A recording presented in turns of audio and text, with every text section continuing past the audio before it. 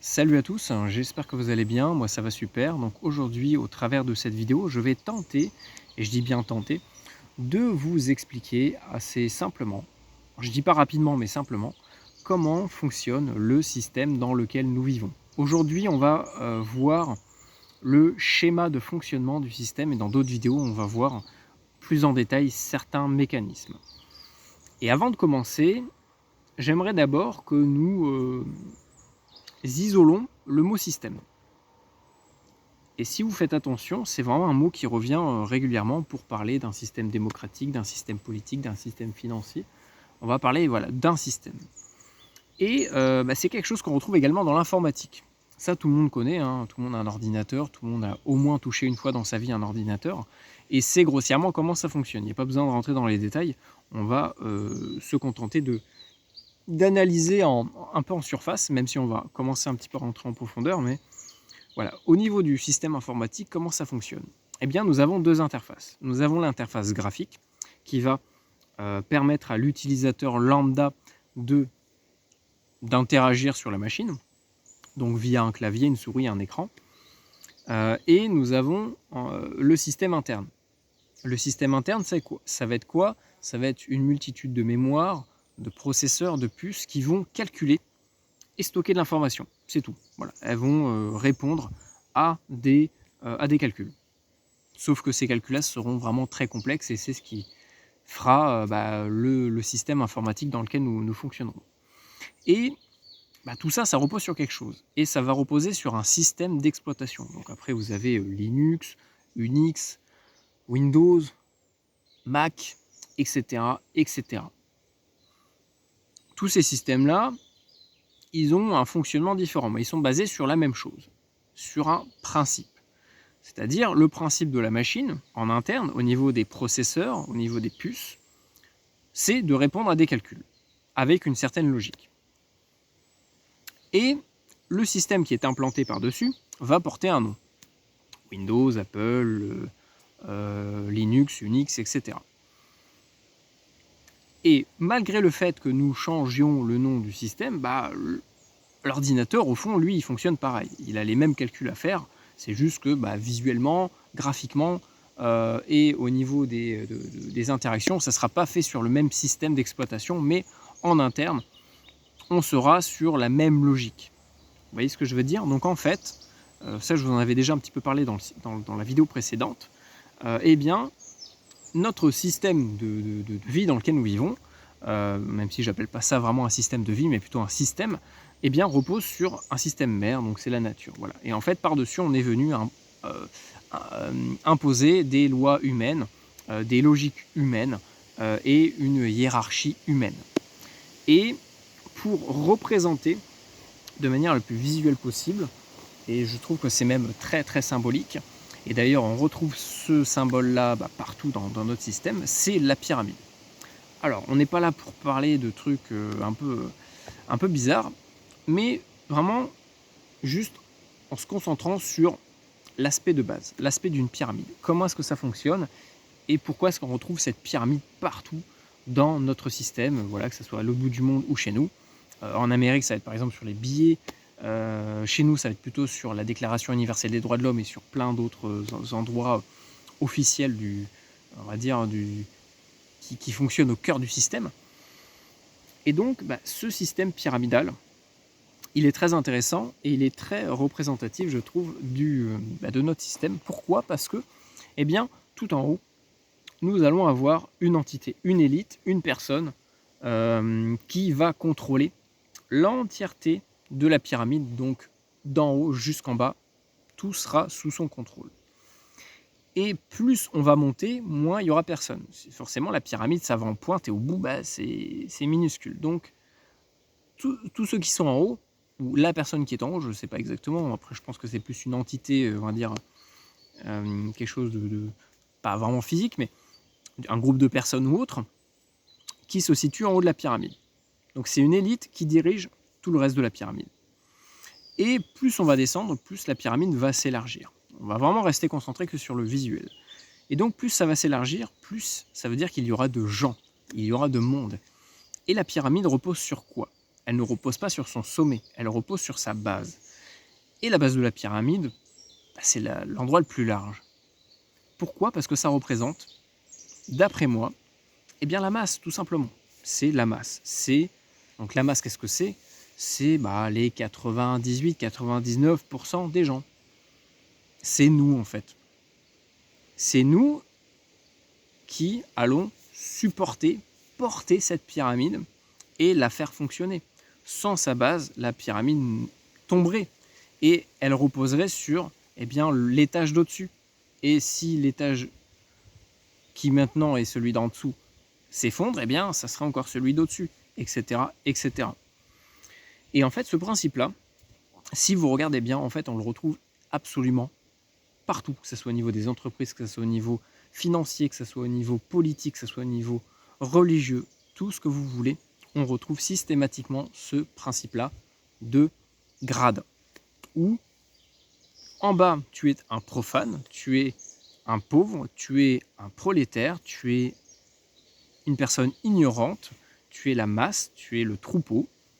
Et l'objectif, et ça on en reparlera dans d'autres vidéos, l'objectif, en fait, comment est-ce qu'on nous programme? Parce qu'il y a aussi une programmation, comme n'importe quel ordinateur. Nous sommes des ordinateurs. Un cerveau, ça fonctionne avec de l'électricité. C'est un supra-ordinateur même. On a une mémoire énorme et on peut faire un nombre de calculs juste impressionnant qu'un ordinateur fabriqué ne pourra jamais faire. Donc nous sommes des ordinateurs. Et il y a des moyens de nous programmer. Et la programmation sert à modifier notre système interne, à nous implanter surtout un système interne pour qu'on arrête de vivre dans le système normal, dans le système mère.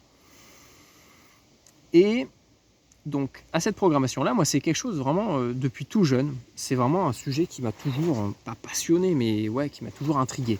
C'est-à-dire que depuis tout jeune, je suis désolé, j'ai du mal à m'installer ici. Depuis tout jeune, en fait, depuis que je suis à l'école primaire, en fait, j'ai compris qu'il y avait un truc qui clochait. C'est-à-dire qu'on nous présente toujours un certain aspect du système. Voilà, liberté, égalité, fraternité. Pour réussir, il faut gagner sa vie, sinon tu finis en tant qu'éboueur et c'est la honte d'être un éboueur. Il faut écraser les autres, il faut se mettre en concurrence, il ne faut pas s'entraider. Il faut être individualiste et monter tous les échelons, tous les grades à tout prix. C'est l'objectif ultime de beaucoup de gens, c'est de monter et on va les maintenir dans cette illusion-là en les faisant miroiter, en leur faisant plutôt miroiter qu'ils vont réussir à escalader ces niveaux en fait de la pyramide pour s'élever dans le système tout simplement. Donc gagner beaucoup d'argent, avoir de l'influence, avoir du pouvoir, avoir de la richesse, avoir des belles bagnoles, avoir des beaux vêtements. Voilà, ça c'est un truc qu'on nous apprend tout jeune. Et bizarrement, si on regarde au niveau du système, on se rend compte que c'est pas du tout ça. C'est-à-dire qu'on nous présente un truc et en fait, le système fonctionne d'une manière complètement différente. Et c'est là qu'on voit qu'en fait, sur une pièce, c'est un peu comme une pièce, il y a deux facettes. Il y a une facette visible et une facette cachée. Et le système pyramidal, c'est pareil. C'est-à-dire que c'est pas vraiment que c'est caché, c'est que c'est occulté. Et ça, c'est pareil. L'occulte, attention, encore une fois, pas des trucs bizarres, mais l'occulte, c'est quelque chose qui m'a toujours intrigué. Pas intéressé, parce que c'est quelque chose dans lequel je ne veux pas rentrer, mais j'ai toujours été intéressé pour comprendre. En fait, moi, ce qui m'intéresse, c'est de comprendre les choses. C'est pas de pratiquer, c'est de comprendre. Et en fait, l'occultisme, on le retrouve partout. Et l'occultisme, c'est quoi? C'est uniquement le fait de dissimuler certaines choses. Parce que certaines personnes qui sont bien sûr en haut de la pyramide, partent du principe que certaines choses ne doivent pas être comprises ni pensées par tout le monde, la masse. Et donc, il faut avoir une certaine élévation et un certain rang et une certaine, un certain grade pour comprendre certaines choses. Et donc, on va nous laisser sous la forme de profanes, on va rien comprendre. On nous envoie des messages toute la journée, on ne comprend pas ces messages-là, on nous balance des symboles, on ne sait pas comprendre ces symboles-là. Voilà. Et pourtant, tout est sous nos yeux. C'est vraiment ça qui est fou, c'est qu'il n'y a rien qui est caché. Moi, tout ce que je vous raconte, c'est visible tous les jours, à la télé, aux informations, dans la rue, sur les bâtiments, partout. partout, partout, partout. Ça, c'est visible. Et en fait, voilà, on va pousser les gens en leur faisant miroiter qu'il faut monter cette pyramide-là, que cette pyramide, c'est le seul système qui existe, alors que c'est faux. Hein. Avant, on fonctionnait sur d'autres systèmes non pyramidales, ça fonctionnait très bien.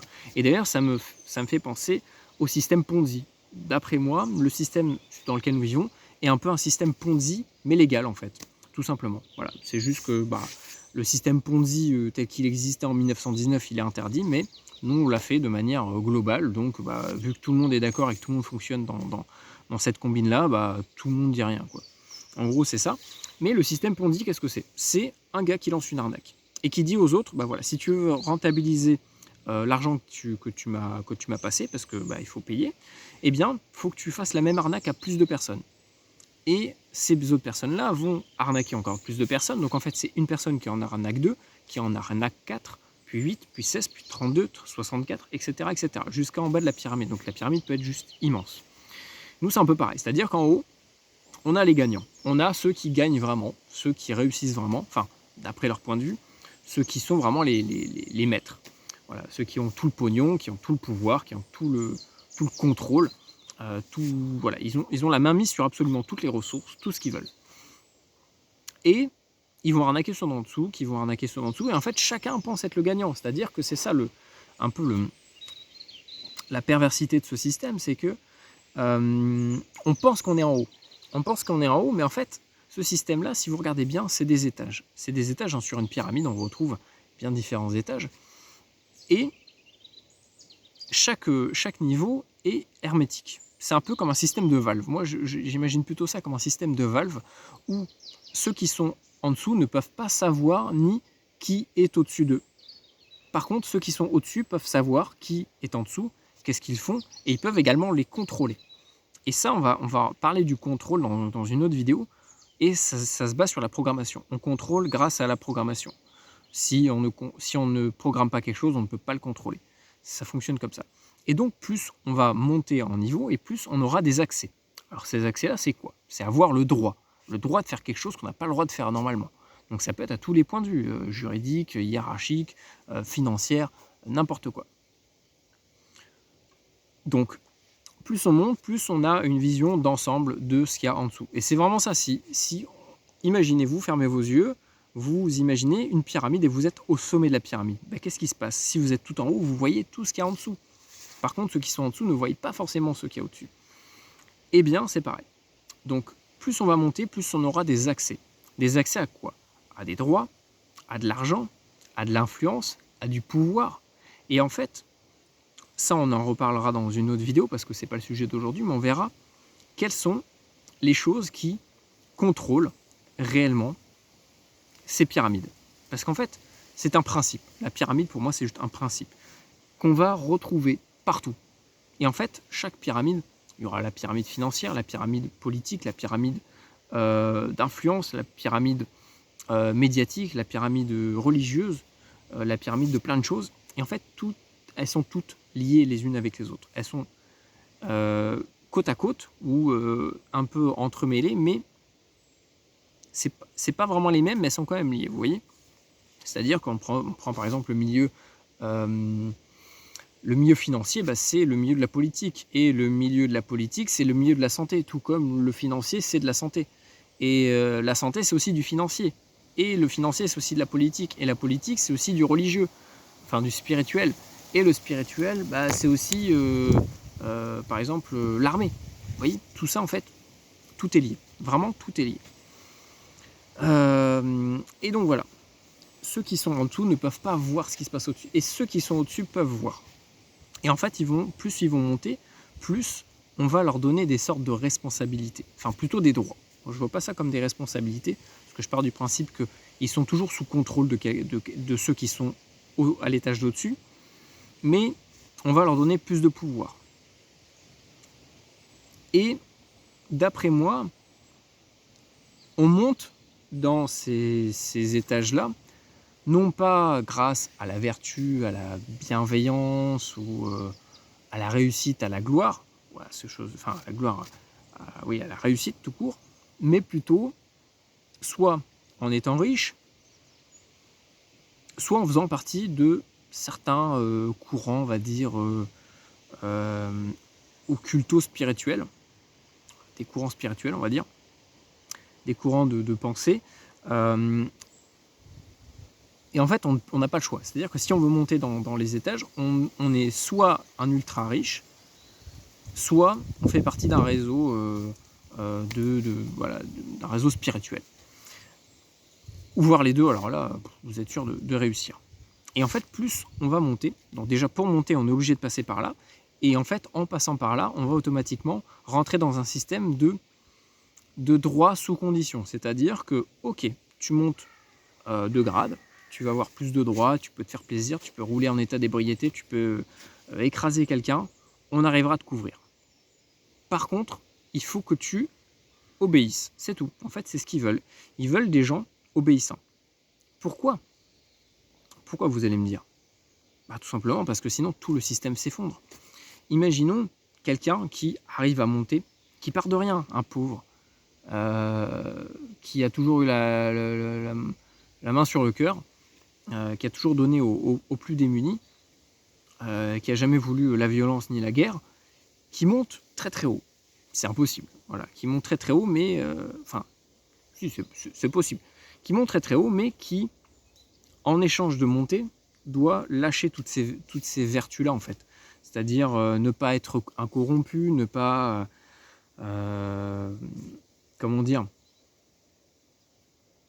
ne pas être influençable, ne pas obéir à des trucs illogiques, voilà, ne pas rentrer dans des conflits d'intérêts, ne plus être bienveillant, voilà, tout ça il faut l'oublier et il faut uniquement obéir à ceux qui sont au-dessus.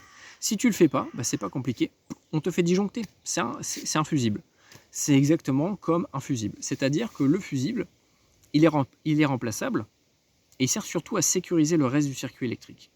Parce que s'il n'y a pas de fusible, bah, c'est tout le circuit qui crame. Donc en fait, lui, le but c'est de le faire sauter. Parce qu'il y a un problème, pam, il saute. Ok, bon, bah, il y a un problème, on va le résoudre et on va mettre un nouveau fusible. Et le fusible, bah, c'est les gens, tout simplement. Plus vous allez monter, plus on va vous demander de faire des choses moralement non acceptables pour quelqu'un de normal, on va dire. Et plus vous allez monter, plus ça va s'empirer. Et donc les gens, à un moment donné, décrochent d'une certaine manière. Ils oublient. En fait, ils sont tellement au-dessus des lois, ils sont tellement au-dessus de la vie des gens, de leur bien-être, tout ça. En fait, à un moment donné, ils n'ont plus aucune notion de tout ça. Et ils ne voient plus que les choses par orgueil, par intérêt personnel. Les gens qui veulent vraiment monter, en fait, ce sont des gens orgueilleux qui ne cherchent que le pouvoir et le pognon. C'est tout. Donc des choses superficielles en réalité. Ça ne sert à rien d'avoir du pouvoir, ça ne sert à rien d'avoir du pognon. Ça ne sert à rien d'avoir un cercle d'influence énorme et de pouvoir changer tout ce qu'on veut dans les étages d'en dessous. Mais il y a des gens comme ça. Et c'est ce qu'on va vraiment leur faire miroiter pour les appâter. En fait, on les appâte avec ça, avec oh là là, tu vas être bien payé, tu seras une reine, tu seras, voilà, pour le milieu artistique par exemple, tu seras la star. Tu seras vraiment la star. Tu vas voir, tous les gens vont être à tes pieds, tu vas vendre des millions de disques, tu seras célèbre. Par contre, en échange, ah là, ça va pas être facile, il va falloir que tu fasses des trucs un peu... vous voyez ? Et donc, les gens, à un moment donné, ils rentrent là-dedans. Sauf que, par sécurité, pour être infusible, bah, il faut être programmé. Donc, en fait, plus on va monter, plus on sera programmé. Et la programmation sert à quoi ? Sert tout simplement à ce que ceux d'au-dessus puissent avoir la main sur ceux d'en dessous, mais ça sert aussi en cas de sécurité. C'est-à-dire que si cette personne-là se met à péter un câble, à faire n'importe quoi, ou à dire non, votre truc j'en peux plus, c'est n'importe quoi, ça fait du mal aux gens, moi je veux me servir de ces accès-là, parce que c'est des accès, il faut voir vraiment ça comme des accès, comme un mot de passe, comme une clé. Ce sont des clés qu'on va leur donner. Et plus ils vont monter, plus ils auront accès à des codes et ils pourront ouvrir beaucoup de portes. Et donc ces portes-là, c'est de l'influence, des droits, tout ce que vous voulez.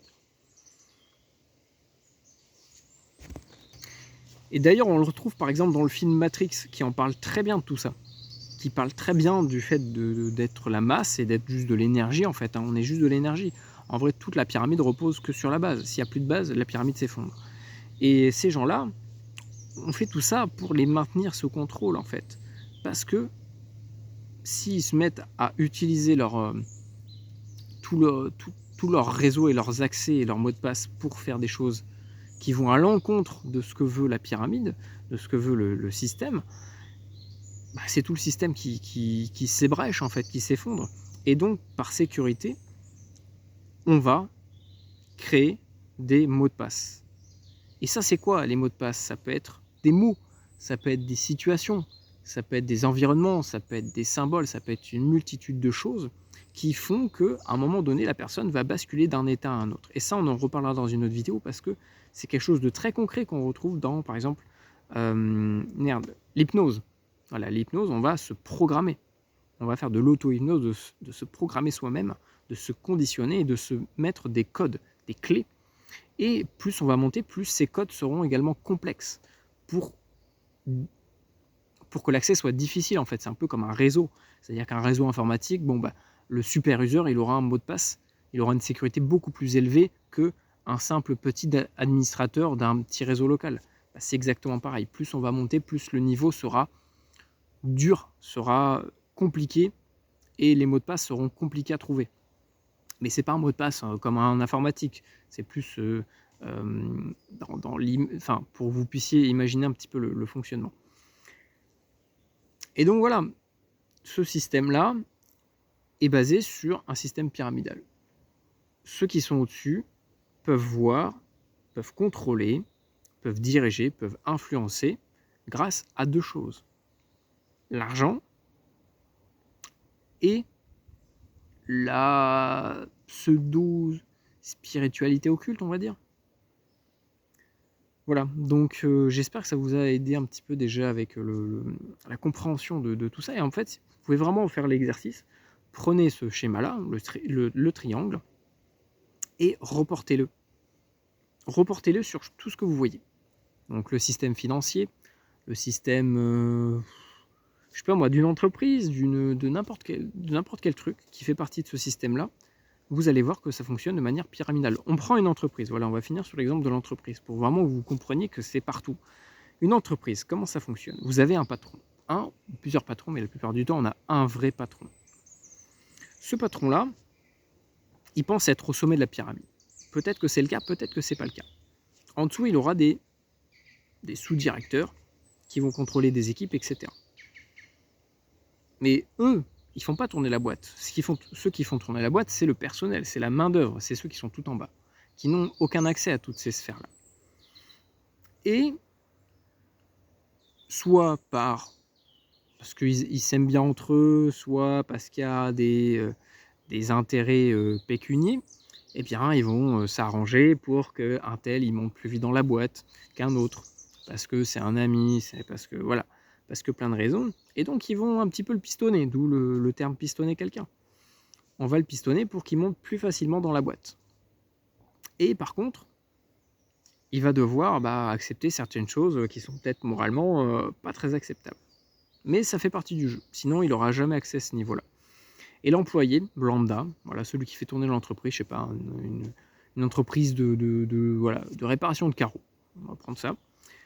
L'employé qui toute la journée va faire les réparations. À un moment donné, il veut monter au niveau de la hiérarchie, sauf que le patron il aime pas trop parce que l'employé il fait valoir ses droits, il râle souvent dès qu'il y a des choses qui ne sont pas normales, il veut que les consignes de sécurité soient respectées, voilà, qu'il y ait des EPI, qu'il y ait tout ça, parce que lui il travaille avec du verre, il travaille peut-être en hauteur, donc il veut avoir une sécurité, c'est normal, c'est son droit, il a le droit. Le patron, ça l'emmerde, parce que ça lui coûte de l'argent, parce que il veut des employés dociles. C'est ce qu'on veut, on veut des gens dociles. Et moi, c'est ce qui m'a toujours un peu choqué à l'école, c'est que vraiment, on nous apprend à obéir bêtement. Et je sais pas de quelle manière, j'ai jamais vraiment été... personne n'a jamais réussi à me mettre dans un moule et à me conditionner d'une certaine manière. Et donc, je me suis très vite retrouvé à me dire, mais pourquoi ? Pourquoi? Tout simplement. Une question bête. Pourquoi? Pourquoi est-ce que ça c'est comme ça et pas autrement? Et là, je peux vous dire que j'ai eu beaucoup d'emmerdes au niveau de ma scolarité parce que je me posais des questions, parce que je remettais en question certaines choses qui, pour moi, me semblaient pas logiques. Et ça emmerde vraiment le système parce que ça veut dire qu'on va creuser, qu'on va commencer à comprendre quelques mécanismes. Et donc, on va essayer de vous faire fermer votre gueule. C'est pour ça d'ailleurs qu'il faut être autonome, autosuffisant, et qu'il faut arrêter de dépendre que de patrons, voire pas du tout de patrons, parce que c'est le début de l'engrenage de la pyramide. Et le patron dans l'entreprise, ça le fait chier parce que l'employé, il fait valoir ses droits et puis il veut avoir du matériel convenable pour travailler, ce qui est normal. Lui, il veut pas. Il veut des employés qui coûtent pas cher. On paye pas les heures sup, pas les heures de nuit. On donne le minimum d'équipement, ils se démerdent à la rigueur, ils l'achètent eux-mêmes, mais on veut pas payer. Et il voit que l'employé commence à être un peu casse-pied. Ce qui est normal, hein, il fait valoir, il a le droit. Bah, qu'est-ce qu'il va faire le patron? Il va commencer à en parler à ses autres employés parce qu'il a de l'influence. Il va dire ok, bah celui-là, moi je l'ai dans le blaire, on va le convoquer, on va lui foutre la pression et on va lui faire comprendre que voilà, il faut qu'il apprenne à rester à sa place et à fermer sa gueule. Et là, il tombe devant l'employé qui fait tourner la boîte, hein, parce que sans l'employé, la boîte ne tourne pas. Et on va lui faire comprendre qu'en fait, lui, c'est rien. Lui, il est personne. Que les directeurs, eux, par contre, ils gèrent le truc. Sauf que c'est faux. En fait, c'est ça. C'est qu'à chaque fois, on nous inverse tout. Les gens tout seuls en haut de la pyramide, ils sont rien. S'il n'y a pas des gens en dessous pour bosser pour eux, c'est des merdes. Et donc, ils sont incapables de faire quoi que ce soit dans l'entreprise. Et donc, ils vont lui faire croire que l'employé d'en dessous, c'est une merde. Toi, t'es personne, on te remplace comme tu veux. Donc, soit t'obéis et tu fais ce qu'on te demande, tu poses pas de questions, soit on te fout la pression, on te met la misère, on te pousse en dépression, et on essaie de trouver tous les moyens possibles et imaginables pour te virer. La moindre erreur que tu vas faire, c'est le renvoi direct. Et qu'est-ce qui se passe? Deux situations. Soit vous fermez votre gueule et vous acceptez ce principe-là, ce système-là, et vous commencez à accepter à faire n'importe quoi, et donc vous perdez votre morale, et donc vous commencez à rentrer dans ce système-là, et vous voulez monter encore plus haut, et vous allez encore plus perdre votre morale, ou alors vous dites bah non. Moi je tiens mes positions parce que telle et telle raison. Mais le patron, lui, comment est-ce qu'il peut le tenir par la gorge? Comment est-ce qu'il peut le forcer quelque chose? Certes, il peut lui mettre la pression de manière psychologique, donc c'est pour ça aussi qu'il faut se préparer psychologiquement à différentes situations. Mais il va surtout lui dire: ah ouais, bah tu sais quoi, tes heures sup, tu peux te les mettre au cul. On va te payer le minimum, et voire même on va s'arranger pour bloquer ton salaire, pour t'emmerder. Sauf que toute la pyramide, tout notre système repose sur l'argent. Donc si on n'a pas d'argent, on est un peu tenu par la gorge. Donc, le meilleur moyen de contrôler les gens, c'est par l'argent, tout simplement, en leur mettant la pression sur de l'argent. Et c'est comme ça qu'on peut faire fermer sa gueule à un employé qui fait valoir ses droits et qui demande juste de travailler dans des bonnes conditions. Tout comme des gens demandent juste de vivre dignement et normalement, sans être sous l'influence de certaines choses qui ne les regardent pas, dont ils s'en foutent et dont ils rejettent en fait le principe. Donc c'est exactement pareil. C'est-à-dire que nous, aujourd'hui, dans notre système, on va mettre la pression aux gens de manière psychologique, de manière physique, de manière financière, parce qu'en fait, les gens dépendent du système. Donc, forcément, le système, il fait ce qu'il veut. C'est un moyen de contrôle, c'est une sorte de mot de passe, c'est une sorte de clé. Voilà, la clé, c'est le pognon. Pour monter, mais aussi pour diriger. Voilà. Et donc, je vais résumer, plus on monte, moins il y aura de personnes, plus c'est sélectif, mais plus ce sera compliqué. Plus il faudra pas faire ses preuves, mais plus passer certains contrats. Voilà, c'est vraiment, tout est basé sur le contrat. Voilà, je le dis et je le redis, tout dans notre système est basé sur le principe de contrat. Voilà, c'est un contrat, c'est du business, c'est fait pour du pognon. Et puis voilà, les gens sont remplaçables. Et pour reprendre l'exemple de tout à l'heure, je vais finir là-dessus. Eh bien, le patron, il pense qu'il est tout en haut. Il pense que le patron de cette grosse entreprise, il pense qu'il est le maître, qu'il est le haut de la pyramide. Et ça, c'est la pire des erreurs, en fait. C'est comme ça qu'on peut réellement manipuler quelqu'un, c'est en lui donnant du pouvoir. Prenez plein d'exemples aujourd'hui dans ce qui se passe. Bah, des gens avec un petit peu de pouvoir, qu'est-ce qu'ils font? Ils font n'importe quoi. Parce qu'ils peuvent se protéger entre eux et parce qu'ils se sentent au-dessus de tout simplement. Et là, c'est exactement pareil. Et ça, c'est le pire des pièges parce que c'est le meilleur moyen de manipuler quelqu'un. C'est de lui faire croire qu'il est tout en haut et qu'il est le tout-puissant. Et en réalité, l'entreprise, si c'est une très très grosse entreprise, vous pensez vraiment que les revenus de la société ne dépendent que des employés? Non, ça dépend des gens qui mettent de l'argent dans cette entreprise. Et ces gens-là, au final, ils sont où par rapport au patron? Bah, ils sont au-dessus. C'est le système boursier, tout ça. Tout ça, ils sont au-dessus des entreprises. Et en fait, ils tiennent les entreprises comme ils veulent. C'est pour ça qu'ils en font ce qu'ils veulent. Et c'est pour ça qu'aujourd'hui, on se retrouve avec des éco-scores, je sais pas quoi, là, pour les entreprises à la con, là, où il faut gagner des points pour avoir le droit de rentrer en bourse, etc. Parce qu'ils font ce qu'ils veulent. Ils font ce qu'ils veulent et c'est grâce à l'argent qu'ils contrôlent tout l'ensemble. Voilà, donc bah, je pense que déjà avec ça, vous avez compris un petit peu la hiérarchisation de notre système. Donc c'est vraiment comme un système informatique, c'est-à-dire que quoi que vous fassiez, vous pouvez l'appeler différemment, deuxième, troisième, quatrième, cinquième, sixième République, vous avez beau faire des révolutions, ça sert à rien. Ça ne sert à rien. Tant qu'on ne comprendra pas ça, tant qu'on ne l'assimilera pas, tant qu'on ne trouvera pas des moyens, des vrais moyens alternatifs de sortir de ce principe-là pyramidal, rien ne changera. Voilà. On donnera l'illusion aux gens que quelque chose a changé, c'est juste du chocolat sur de la merde. Ça n'en reste pas moins que dans le chocolat, il y a de la merde. Pourtant, ça a l'air d'être du chocolat et ça sent le chocolat. C'est pareil. On aura beau changer 10, 20, 50, 100 fois de système, de changer 100 fois de nom, de changer 100 fois de gouvernement, de changer 100 fois de tout ce que vous voulez de loi, tant que ce principe-là sera en place, ça ne changera pas. Ce sera toujours les mêmes qui seront en haut et les mêmes qui seront en bas. Et les mêmes qui payent pour les autres, et les mêmes qui font ce qu'ils veulent, et qui vivent en toute impunité, qui font des choses horribles en toute impunité devant tout le monde. Et c'est pour ça que dans une autre vidéo, je vous parlerai du libre arbitre. Parce que ça, c'est vraiment très important de comprendre pourquoi est-ce qu'aujourd'hui, dans notre société, nous avons le fameux libre arbitre. Partout. Allez, je vous dis à très bientôt. N'hésitez pas à poser en commentaire si vous avez des choses à dire. Voilà. Toujours dans le respect, n'allez pas trop dans des délires. Là, on reste sur du simple. Voilà, un principe, une pyramide, en haut, en bas, moins, plus, plus, moins, voilà. C'est basique. Donc voilà, je vous dis à très bientôt pour d'autres vidéos sur le sujet.